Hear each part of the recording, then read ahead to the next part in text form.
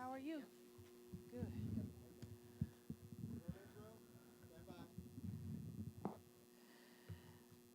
Good.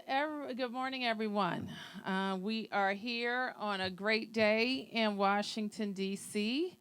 A number of you have talked to us about the John Glenn, and today we launch it. And well, it may have already been launched, but I'm getting on it today. I'm joined by members of our public safety team, the chief of police, the chief of the fire department and EMS service, and the deputy mayor for public safety.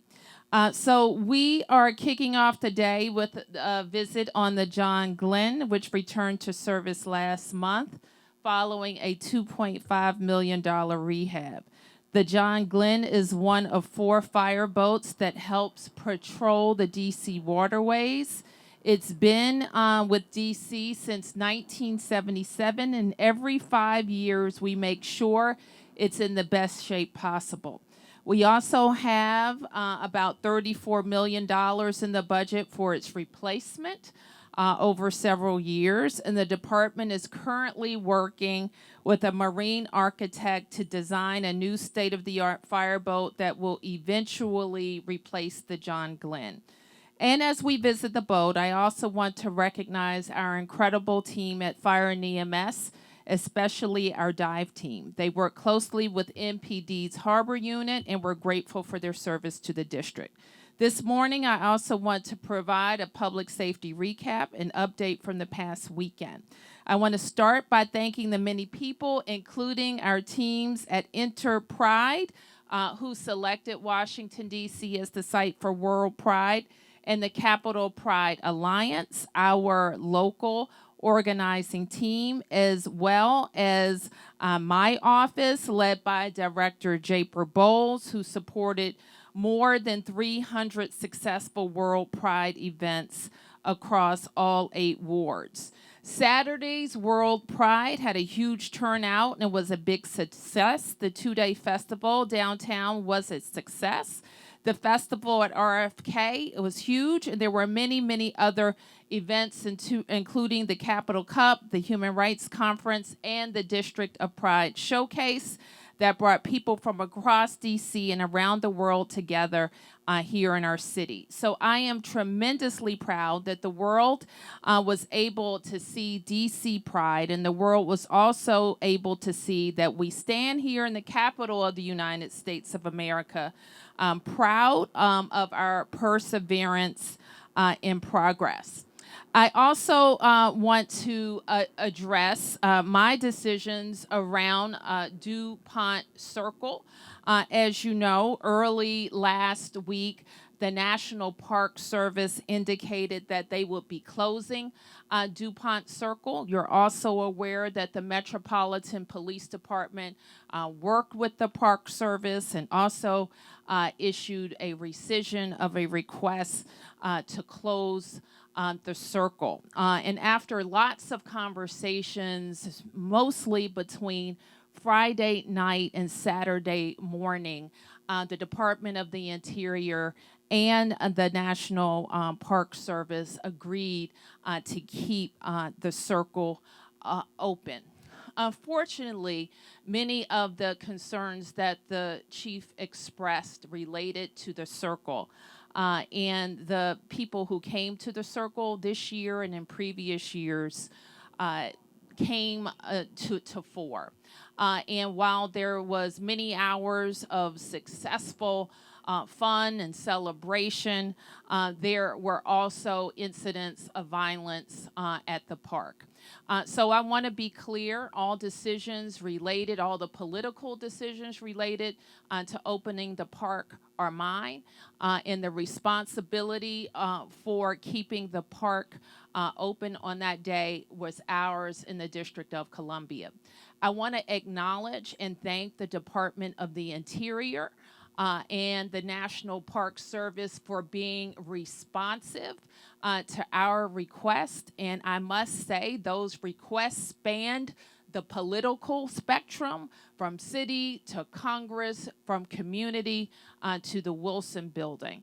And it is important that we recognize the decisions that we made. I also want to recognize the incredible work of the Metropolitan Police Department, not just at DuPont Circle, but in events across Washington, D.C., to keep Washington, D.C. safe, along with our federal partners and along with Metro Transit and others who support our events. But I want to underline that the Pride events and all the events associated with Pride, we are sincerely proud of. And for the department, the fire department and EMS service, Chief, we know that we're calling on not just DC FEMS and DC MPD, but our Homeland Security agencies, our human services agencies, for events like Pride, the Army 250 that's upcoming, as well as the 4th of July, all in a matter of months. And so our public safety agencies are going to be called on for lots of work, lots of hours, and we're asking for everybody to heed their advice, everybody to follow their instructions so we can have wonderful events this summer. So with that, I'm going to turn to Chief Donnelly to talk about the John Glenn.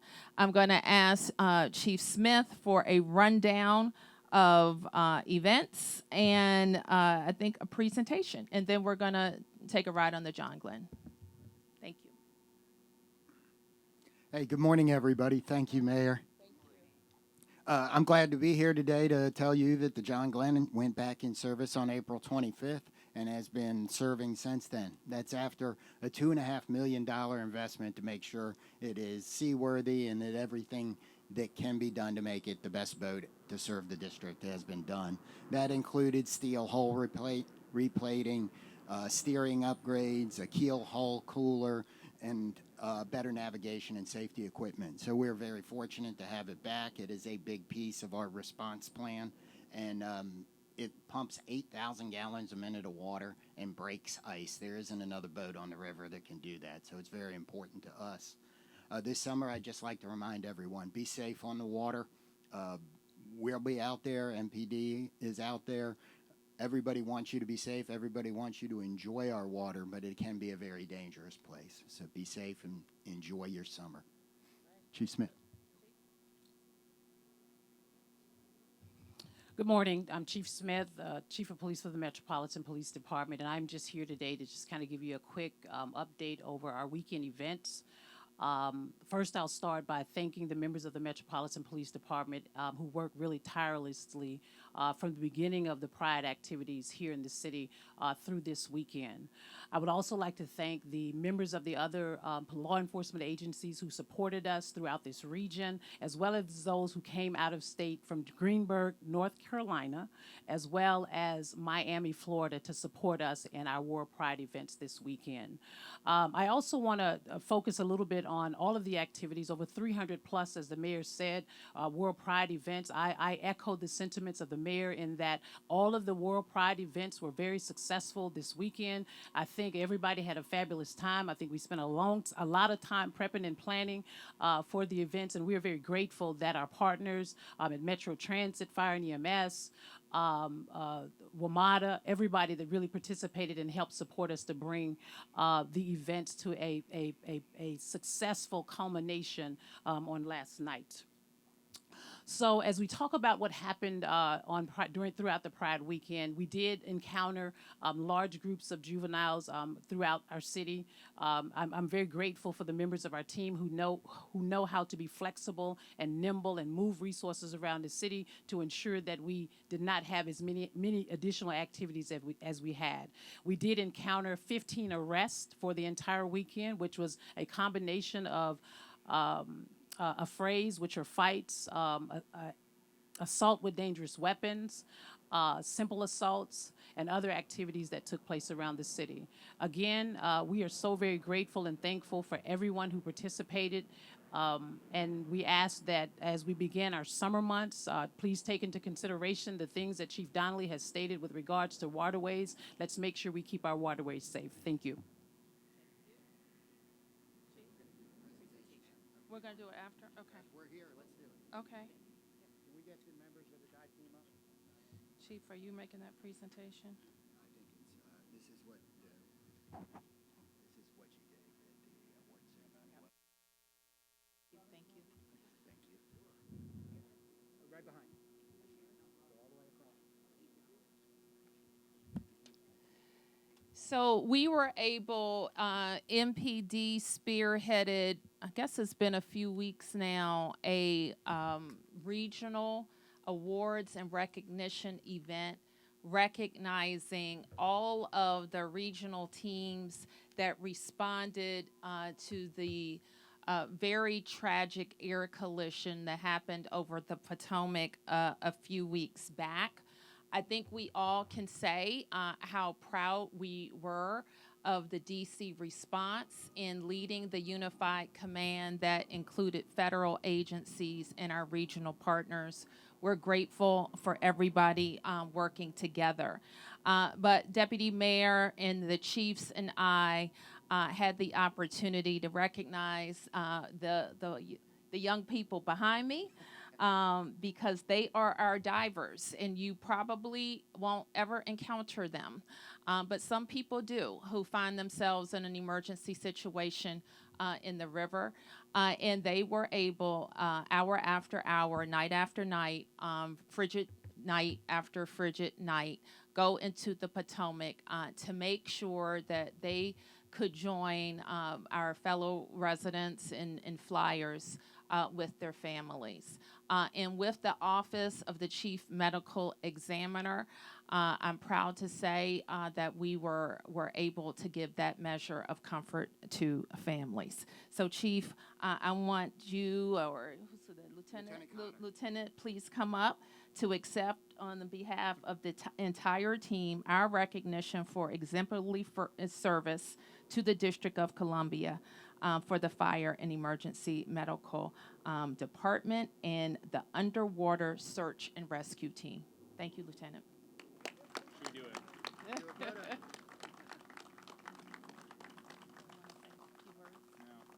sure? Yeah. Okay. Okay. All right. All right. So with that, we can take a few questions. Yes.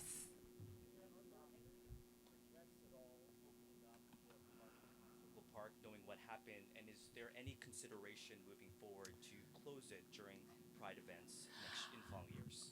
I think if we were standing here this morning and we hadn't opened up the park, you would be asking me, were there any regrets for not pushing hard to have a DC park open that's important to the LGBT community during Pride?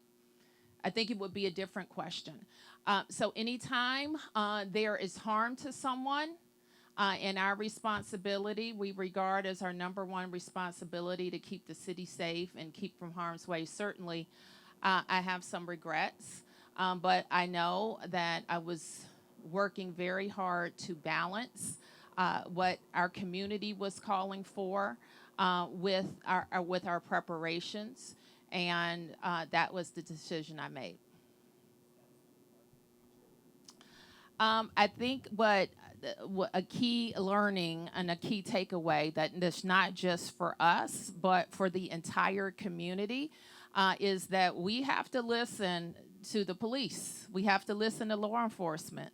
And we have to assume that they are making and advancing the best decisions with the information that they have, even with the balance that we had of putting on a global event. And so I think that I can assure you that we're going to do everything we can to have resources available, and even with the most resources, because MPD and others were very prepared there. Bad things can happen, and we have to look at kind of the history and make the best decisions. Yes.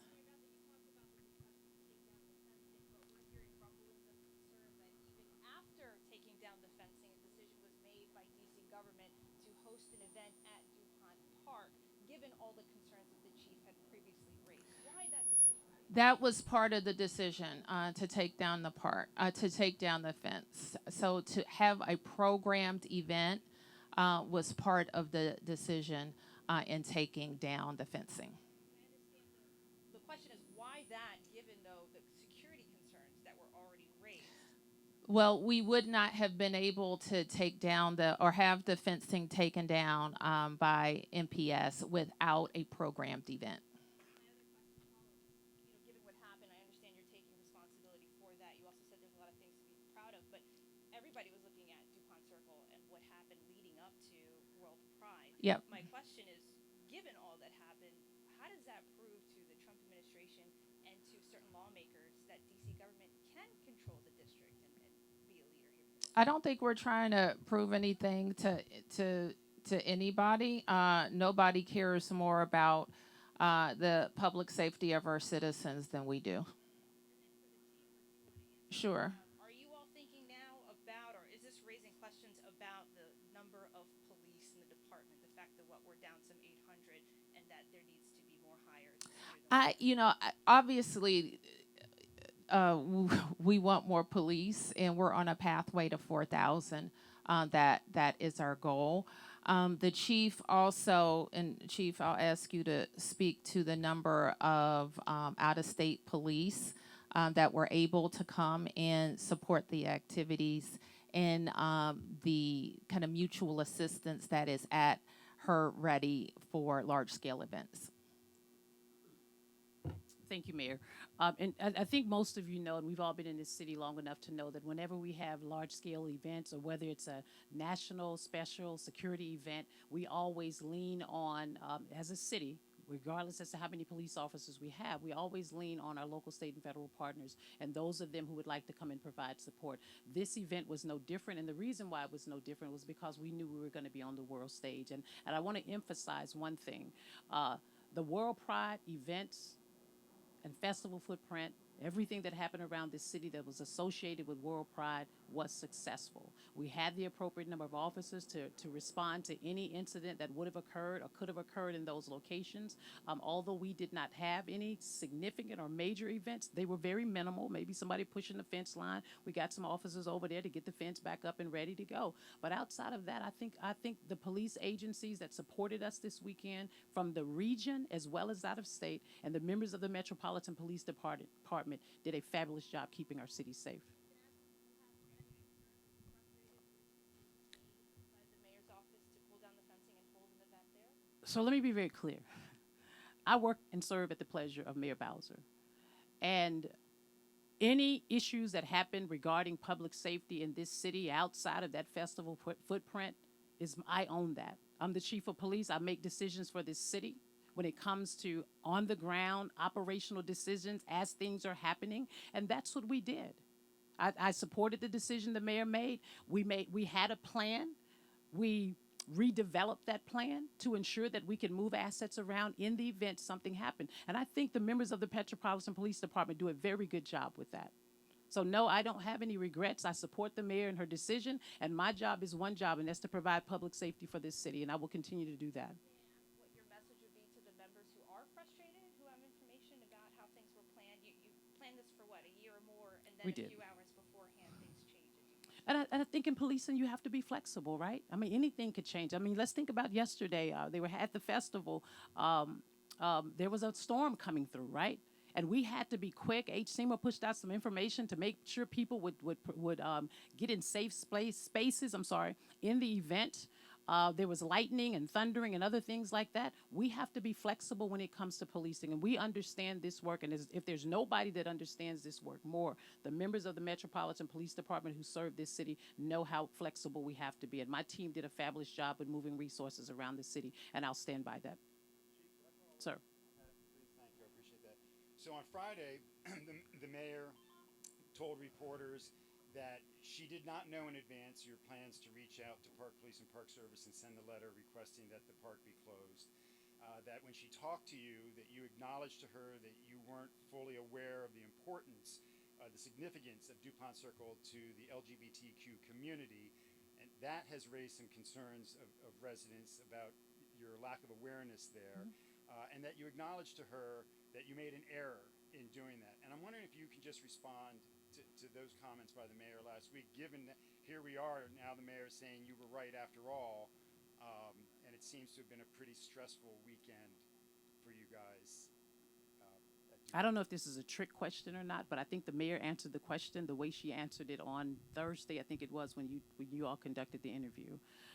What I will say is this: there's a lot of planning. There have been a lot of events that take place throughout the year, right? And again, I can't say to you how important it is for us to make sure that when there are big events, that we make sure that we plan accurately for them. Let me go back just a little bit to what you said regarding my response to the LGBT community. I did speak to the mayor, and I did say to the mayor, it was an error on my part to understand the sentimental value of what this city feels about the fountain.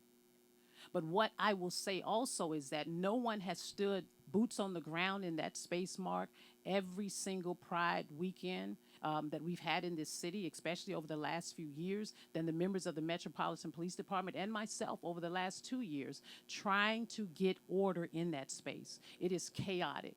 I've had many folks tell me that. And so my decision with the members of the U.S. Park Police was based on our intelligence gathering and the years of experience that we've had in that space. And I heard you also say to the mayor that you thought that I was leaning, I did not have the vision of her administration in my purview. Of course, I always have the vision of the mayor's, whatever the mayor's vision is in my purview at all times, which is why she knows and she believes that and has said it on many occasions that public safety is her number one priority. And that's why she hired me to ensure that that's my number one priority as well. And Mark, let me just kind of add, it's always MPD's responsibility to make deployment decisions, and in what I really regard as the era, and that was probably my word, is that if I think if we had been able to explain to the community early instead of NPS making an announcement, I think we could have gotten the community to understand NPD's needs. So I think when we talk, and we're going to be debriefing as a team here real shortly, it's not that we can't close down DuPont Circle during Pride, because we can. And we just need to be able to have a robust conversation and explanation to the community about it. Because I don't want any of you all to forget last week and how you hounded us about why you guys hounded us about why we were letting NPS and Trump close DuPont Circle. Please don't forget that. You guys. Hold on. I'm not finished. And I'm not saying that that was done in a way that was malicious or unfounded, because we heard the same from members of the council. Actually, I think the chief may have heard from members of the council before I even knew about it, from the Congress, from ANC commissioners, and from the community at large. So I'm not saying that as a criticism. I'm saying there was a level of passion and concern about it. And I think the current environment that we're in kind of breeds that. And that environment is they're trying to go after us. In fact, I had just done an hour-long interview, and that was kind of the upshot of the discussion. They're trying to go after us. It's all Trump. And even then I said, well, let's not skip to that, because we have a great public celebration, and we have public safety considerations. So I just want to lean into that. We own our issues, and it's my responsibility to communicate to the public even a tough decision. And if the tough decision was DuPont Circle has to close, then I'm going to take that on. But let's not forget that people should be able to go to a park during Pride, okay? So you can ask me questions, you can have MBD questions, but we also have to focus on why somebody thought it was okay to bring a gun to that celebration, and how we're going to make sure that we're getting more guns and more young people off the street. More than that, why was it okay for many young people then to get on the metro and go to other places and create havoc. We have to ask ourselves those questions as well, because otherwise we're going to have, we were here or close by here not too long ago talking about how we're not going to be able to allow young people in some of our public places at certain hours. And that's a conversation that continues. Okay, it's really hot. We have to get on a boat. And so these are the 1, 2, 3, 4. Mayor, last week, your deputy mayor sent news for a statement about what can only really be described as a very troubling case, a murder case that was dismissed in Superior Court over DNA, and that a man spent 5.5 years in the D.C. jail for a case that he may not have been involved in. It was a DNA match, according to the U.S. Attorney's Office, and then on the eve of the trial, it was a mismatch. The U.S. Attorney's Office is refusing to say what happened, which I think is a concern for the city, knowing that DNA is very important in using this tool for crime fighting. Ms. Apia said she was looking into this. Do you have an update on that at all? I don't have an update. I have been briefed on it by the deputy mayor. I expect to talk to the U.S. attorney about it. Is the U.S. And I want to be clear. The U.S. attorney this does not implicate the D.C. crime lab. This is their lab that you're talking about. Okay. My follow-up question is the U.S. Attorney's Office using the D.C. crime lab for DNA testing at this point, or is the city paying millions of dollars for DNA testing that's not being used?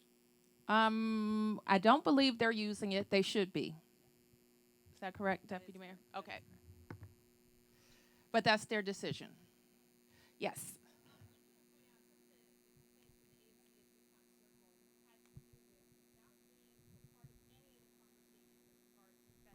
At the circle at the park, and then on top of that, they said afterward that when they tried to communicate with either police department or your office about holding some kind of dance party there, that they were told to reach out to National Park Service. So even when they tried to communicate, that communication wasn't there. I'm not familiar with that communication, so I won't respond to it, but I haven't not.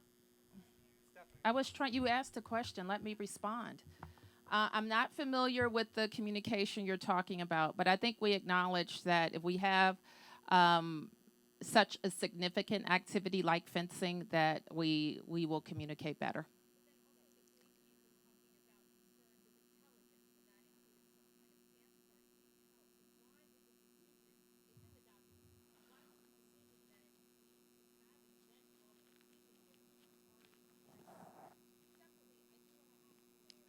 By the way, I answered that question in your first round.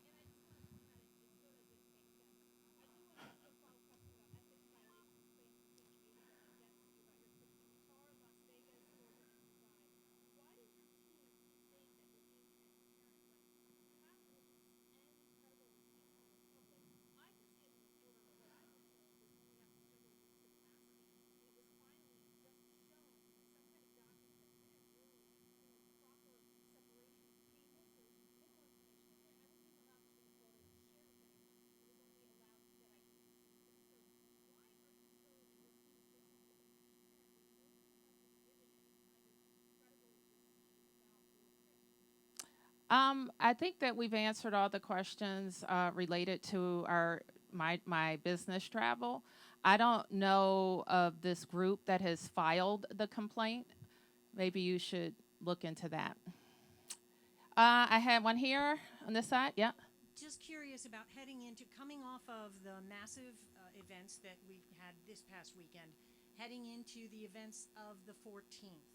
What are the plans right now to make sure that the city is safe? What kind of coordination? And have you had any word or concern from the Trump administration based on what happened this weekend? No, I haven't. And the chief in our HCMA are our lead agencies in working with our federal partners, because as you know, this is a national special security event. And the Secret Service is the lead agency. The chief will participate in a full press briefing a little bit later this afternoon. Chief, you want to add anything? Thank you, Mayor. And just to add to that, I mean, we have been in planning with U.S. Secret Service, who leads the efforts around the 250th, for many, many months. And so the same level of support that we have provided for the past 5 NSSEs is the same level of support that we'll provide for the 250th. Okay. Yeah. Just a couple quick questions for the chief, if I may. Can you give an update on the cases that happened over the weekend? And just to clarify, 6 shootings, 2 stabbings. Am I missing anything? You probably are. we had a total of seriously a total of 23 violent crimes that occurred on Saturday, and I'm not very happy, and I'm not pleased with that. Right now, what I can tell you is that we've made 15 arrests with regards to those incidents, and I think I kind of explained to you a combination of what they were for. And I will say that our investigators, our detectives are really doing some great work and getting some positive leads on some of the cases that occurred over the weekend. And do you know if any of those cases were in connection to the World Pride events? Were they bias related, like the DuPont Circle or any of the other incidents? So we've seen some hate bias cases, not directly related to, if I'm not mistaken, I may be off a little bit, not directly related to the actual events. I think on let me make one correction. I think on last evening at the festival footprint, there was a individuals inside the festival who said there was an individual who was there, and that they were gonna shoot up the place or blow up, some terminology that he used. As you know, the event went off without any incident. We did have the appropriate resources down there to address it. We did put out a bolo of the individual, gray hoodie, white male, and that's all we have right now. But our team is working very, very diligently to find out who that individual is. And just final quick question. You had mentioned the sentimental value of what the city felt about the fountain. Can you talk about how much that led into your decision versus you had also mentioned the intelligence that you received? I think that the thing that led to my decision really was about public safety and the experiences that we've had in prior years. I was the chief of police for the U.S. Park Police. I was also a member of the U.S. Park Police for 24 years. So I knew the depth of issues that occurred at night. I will say that the majority of the individuals that participated were not individuals who were here to celebrate Pride. These were young people. Some of these young people are from the DMV area. And so my number one concern was and will always be public safety for this city in any area, any footprint across the city. So that's really what I put my thought process into. Hindsight, would I have made a different decision? Probably not. Just based on the level of efforts we have to put into the number of issues that we have late at night with even trying to close the park. It is a very challenging place. And my thought process is if we could remove that from the footprint of trying to balance out over 300 events, and let's not keep in mind, we also had Care First Arena. Mystics were playing. We had national parks playing, baseball, and we also had Audi Field soccer events going on as well. And that also requires me to provide law enforcement support in those areas. And so, again, in consultation with the mayor and the public safety team, we look very, very, especially my team, we look very, very intentionally around intelligence, around data, and around what's currently happening around our nation, because it also impacts. And don't forget, we also had First Amendment activities going on as well. So it was a lot going on, but I'm so grateful that we were able to have a World Pride 2025 in this city that was very successful. Mayor, the Washington Post recently ran a piece on Delegate Norton, talking to several people very close to her, questioning whether she's really up to the job and should be running for re-election again. I'm just wondering if you want to weigh in on this, your thoughts on Delegate Norton at this time in her career, and what do you think her future should be? Mark, it just as I've said before, I am really focused on making sure our city is strong politically and stable economically, and I think there is time for talking about elections, and I don't choose to do that right now. Okay, thank you.